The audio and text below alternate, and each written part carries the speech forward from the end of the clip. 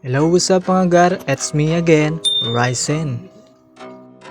Sa video ito, ang topic natin ay how to fix SDQ voice chat in Mobile Legends. Paano nga ba? Yun ang tanong ng karamihan. Lalo na yung mga naglalaro ng ML na gustong mag-on mic pero hindi sila makapag-on. Eto mga gar, susolusyonan natin yan.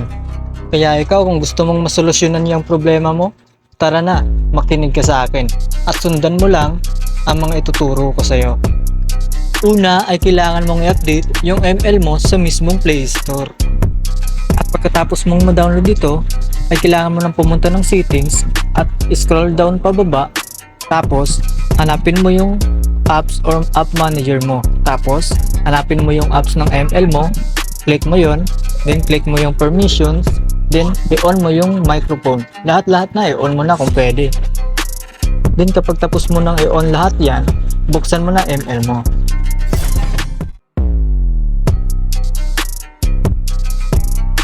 Pagka-open mo ng ML, pasok ka sa lobby, then click mo yung on mic, try mo kung gumagana.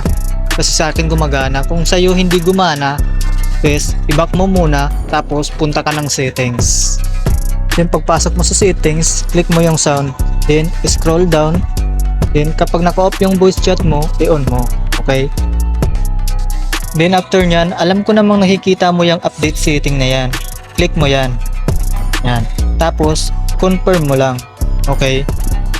At pagkatapos nyan, labas ka na, pasok ka ulit sa lobby, then i-try mo na yung on mic mo. At kapag gumagana na, congratulations!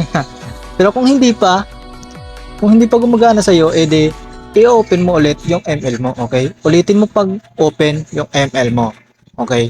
At kapag gumana yan ulit, baka naman, kung hindi ka pa nakapag-like, nakapag-share, nakapag-comment, tapos subscribe, baka naman, di ba?